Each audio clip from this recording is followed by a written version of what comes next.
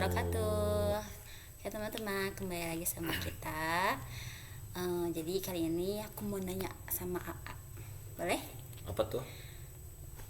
Aku tuh pernah ditanya beberapa kali sama teman-teman yang lebih tua dari UPA gitu ya. Secara pengalaman juga sebenarnya pernikahannya udah lebih lama gitu. Tapi pada saat itu belum menikah, mereka itu curhat gitu tentang bagaimana mereka itu merasakan resah ketika melihat mungkin mereka itu setuju dengan apa yang dilakukan suaminya itu terhadap amal solih, entah itu memperjuangkan apa umat gitu ya, berjuang gitu ya untuk ke Islam gitu ya, tapi mereka merasa ada hak yang mungkin belum terpenuhi gitu. Jadi mereka tuh bukan tidak mengizinkan, tapi hanya saja mereka merasa resah karena hal itu seolah tidak seimbang gitu. Nah, waktu itu karena memang secara pemikiran belum matang dan juga belum mengerti tentang rumah tangga gitu, belum menikah juga, jadi hanya bisa mendengarkan dan menenangkan gitu, belum bisa memberikan solusi kepada mereka. Nah mungkin ini nih mau nanya ke Atu, bagaimana nih sudut pandang seorang laki-laki tentang kita tuh kan harus apa ya, tetap menjalankan syariat, salah satunya adalah berjuang gitu ya untuk menegakkan syariat Islam ini, dan juga tentang haknya sebagai memberikan hak kepada istri itu gimana gitu. Oke, bismillahirrahmanirrahim. Jadi itu memang dinamika yang sering terjadi di tubuh umat ini gitu ya. Karena ini pembahasannya berat dan juga serius gitu. Maka tadi dibuka dulu dengan bismillah, karena semua yang didasari atas nama Allah itu semoga lisan kita ini bisa dibimbing ya oleh Allah Subhanahu wa taala. Yang jelas itu sangat banyak sekali. Nah, sebelum kamu bilang cerita yang kamu alami tadi atau kisah yang kamu alami tadi, sebenarnya itu juga sangat muncul di kehidupan aku dulu juga gitu. Jadi dulu ketika beberapa orang yang dia itu dulunya aktif sekali di lingkungan masjid gitu ya. Terus dia dulu sangat aktif menjadi penggerak istilahnya itu di lingkungan masjid, tapi setelah menikah ya dia udah jarang kumpul lagi, udah tidak bertemu lagi sama istilahnya itu kader-kadernya gitu ya, kader-kader di masjidnya, dengan alasan itu tadi, dia sudah menikah, dia sudah punya rumah tangga, dia sudah punya anak. Padahal itu nggak semuanya harus menjadi alasan. Itu yang pertama ya, poin yang pertama. Jadi rumah tangga itu tidak menjadi alasan untuk kita tidak berjuang di jalan Allah, meskipun ya itu pasti ada ujiannya dari Allah tuh, pasti ada ujiannya. Kita kan harus meninggalkan misalkan istri kita ketika misalkan kita dibutuhkan oleh umat, nah itu harus meninggalkan istri kita, atau sebaliknya harus meninggalkan suami kita karena mungkin ada beberapa hal mengenai misalkan keumahatan gitu ya, tentang kemuslimatan. Nah, itu kan tugasnya seorang muslimat juga tuh. Nah, namun pada intinya ketika kita menjadi pasangan suami istri itu harus tahu dulu dasar dari rumah tangganya itu. Nah, meskipun kan kita secara umur rumah tangga yang enggak sepengalaman atau sejauh mungkin ada yang cerita ke kita gitu. Kalau dari beberapa lingkungan di kita yang sering cerita ke kita itu dari segi pengalaman, bahkan dari yang sudah punya anak itu kan juga sering ya, sering. Nah, ini juga bukan berarti kita untuk tidak ma'ruf atau tidak mengenalkan bagaimana Islam itu bekerja dalam hubungan rumah tangga. Nah, maka Islam itu sudah mengajarkan. Allah Subhanahu wa taala berfirman, ya ayyuhalladzina amanu la tulhikum amwalukum wala auladukum an dzikrillah wa may yaf'al dzalika faulaika humul khasirun. Maka di dalam ayat itu dijelaskan Allah Subhanahu wa taala itu mau nyeru orang-orang yang beriman supaya kita itu la tulhikum amwalukum, jangan sampai harta kita itu wa auladukum, dan anak-anak kita atau bahkan keluarga kita auladukum an dzikrillah, lupa untuk mengingat Allah Subhanahu wa taala. Wa may yaf'al dzalika, siapa saja yang melakukan hal itu, fa huwa humul khasirun, maka mereka itu orang-orang yang merugi. Nah, jadi mau kita sebelum rumah tangga atau setelah rumah tangga itu tetap tujuan utamanya apa dulu. Nah, kalau misalkan tadi, nah ini sedikit ada kisah dulu gitu ya. Kisah ada misalkan si fulan itu sebelum rumah tangga itu dia sangat rajin untuk penggerak lah, kalau bahasa sekarang untuk jadi aktivis. Dia sering ke masjid. Tiba-tiba karena di dalam masjidnya itu sudah menemukan jodoh, sudah menemukan fulanah, maka dia itu meninggalkan masjid. Dia tidak lagi bergerak di dalam masjid, alasannya karena sudah berumah tangga. Padahal di dalam perjuangan itu, di dalam sebuah dakwah itu atau menjadi seorang aktivis dakwah itu tidak ada pensiunnya, tidak ada berhentinya.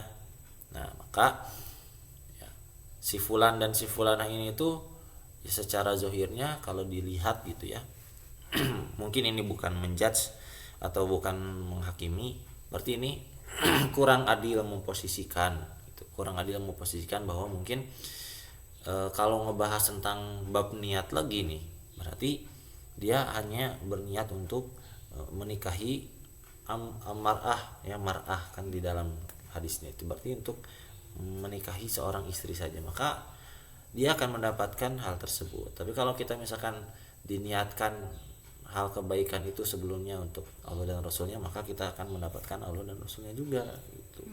Nah, jadi pada intinya, pada dasarnya di poin yang pertama ini, maka ketika kita ingin berumah tangga itu balik lagi tadi dikuatkan lagi, dasarnya atau awalnya tuh untuk apa sih gitu. Apakah untuk hanya sekedar berumah tangga saja, atau hanya untuk sekedar misalkan untuk bersenang-senang saja. Tapi yang paling bagus itu, yang paling mungkin Allah sukai itu adalah mereka yang berumah tangga untuk benar-benar mempersiapkan sebuah peradaban Islam gitu, sebuah peradaban Islam ya. Dia mempersiapkan istrinya untuk sebuah peradaban itu, dia mempersiapkan anak-anaknya untuk apa, untuk mempersiapkan sebuah peradaban itu. Jadi istrinya itu tidak sering untuk mengeluh masalah hal-hal yang mohon maaf mungkin sepele duniawi gitu ya. Dia misalkan ingin traveling dan lain-lain, yaitu wajar, itu fitrahnya perempuan. Tapi ketika tidak dipenuhi keinginannya itu, ya maka istrinya itu biasa saja, itu tidak seperti apa gitu, tidak dia itu kecewa ya, karena kan suami juga manusia gitu. Suami juga kan manusia. Pada intinya kalau kita terlalu berharap sama manusia pasti kecewa gitu kan. Itu kan sudah sunatullahnya. Nah, terus bagaimana mendidik anak-anaknya ya, supaya anak-anaknya itu ketika meminta kepada orang tuanya itu tidak hanya meminta jajan saja ya, meminta uang saja, meskipun itu fitrah kan. Fitrahnya seorang anak di usia mungkin di kisaran 1 sampai 7 tahun itu ya harus kita manjakan ya, jadikan dia itu seorang ratu dan seorang raja gitu. Tapi diantara kita sering ngasih jajan, sering memberi uang ke anak-anak kita, itu harus diarahkan kepada yang paling utama, itu adalah tauhid.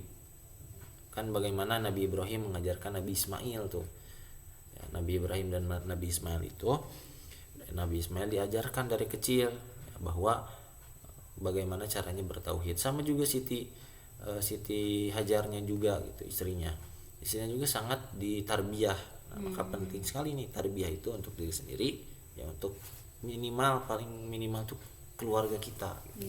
Jadi jangan sampai kita tuh jomplang. Ya, tapi tetap Terus juga gimana? kan harus ya haknya istri juga terpenuhi, juga sebagai muslim dia ingin beramal soleh, menegakkan peradaban Islam juga, itu juga kewajiban. Jadi mungkin kan itu harus balance juga kan ya, berarti. Nah, ini gimana nih, kan tadi berawal dari nikahnya juga, berarti kan dari awalnya tujuannya apa, harus dipersiapkan.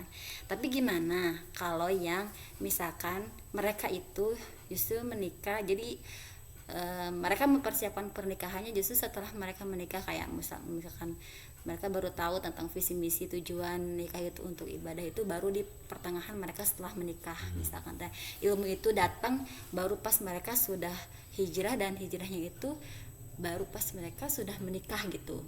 Nah, itu gimana memulainya gitu, nggak yang dari awal nikah kan tujuannya bukan itu misalkan, tapi ada yang kondisinya tuh yang mereka tuh sudah berumah tangga, tapi baru udah rumah tangga berapa tahun misalkan teh, baru memulai itu untuk itu mempersiapkan peradaban juga rumah tangganya untuk Islam gitu. Itu bagaimana? Ya, jadi di dalam surat At-Tahrim ada 2 ayat yang menjelaskan. Yang pertama itu ya ayyuhalladzina amanu qu anfusakum wa ahlikum naro. Jadi kita itu harus melindungi keluarga kita dari penyebab-penyebab apa yang bisa masuk ke dalam naron atau nerakanya Allah Subhanahu wa taala. Jadi bukan hanya bagaimana caranya kita menjauhkan keluarga kita dari api neraka, tapi penyebab-penyebabnya tuh di situ maknanya tuh seperti itu. Penyebab-penyebab dari kita bisa masuk neraka itu apa? Nah, itu disampaikan ya, pertama kepada keluarga kita, kepada rumah tangga kita. Lalu yang kedua dijelaskan juga ya ayyuhalladzina amanu tubu ilallahi taubatan nasuha asa rabbukum ayyukaffiru ankum sayiatikum wa yudkhilakum jannah. Nah, jadi taubat itu tidak akan ditunggu gitu. Taubat itu harus disegerakan.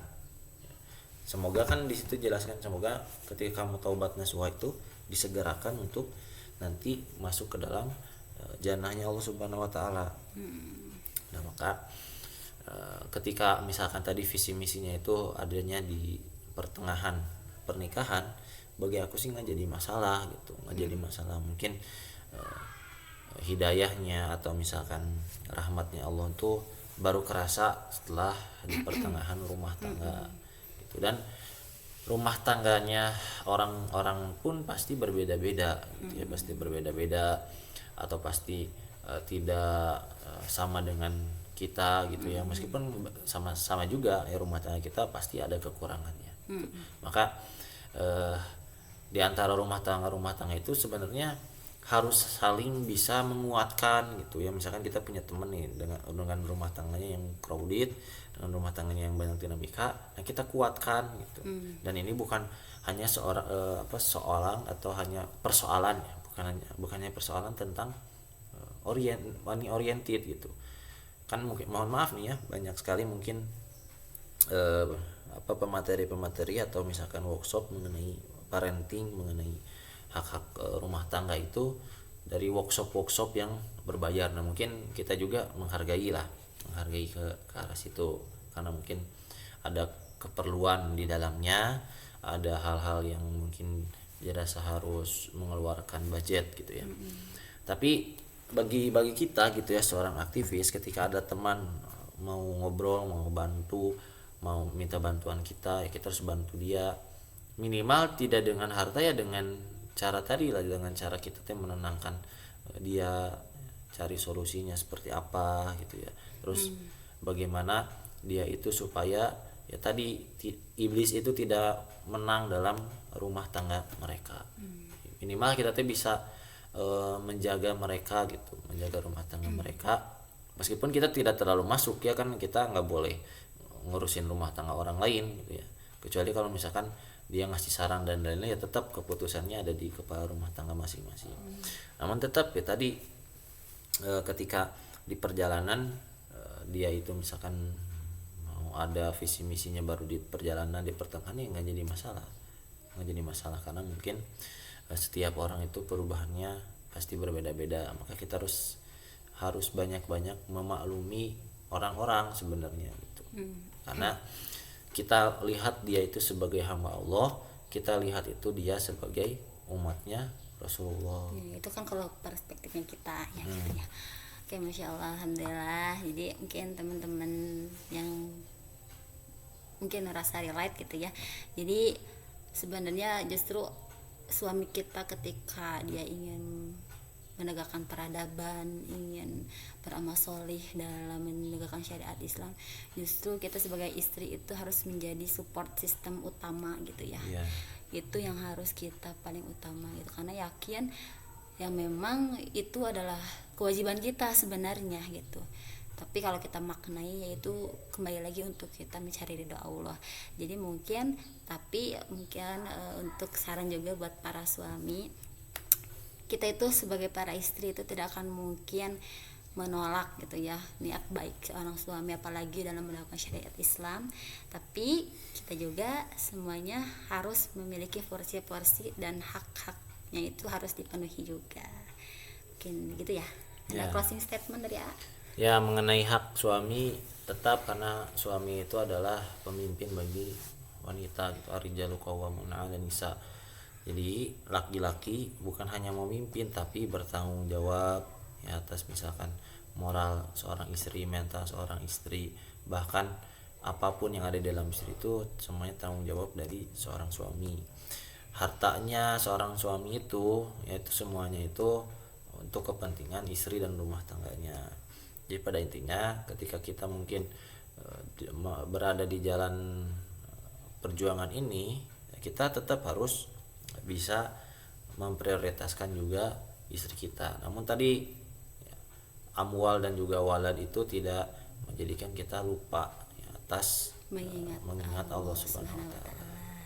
Oke, alhamdulillah, jazakumullah khair atas Amin. jawaban dan dari diskusi-diskusi kita. Semoga ada kebermanfaatan juga selain dari kita pribadi, juga buat teman-teman yang ada di rumah sana gitu ya. Oke, barakallahu fiik. Wassalamualaikum warahmatullahi wabarakatuh.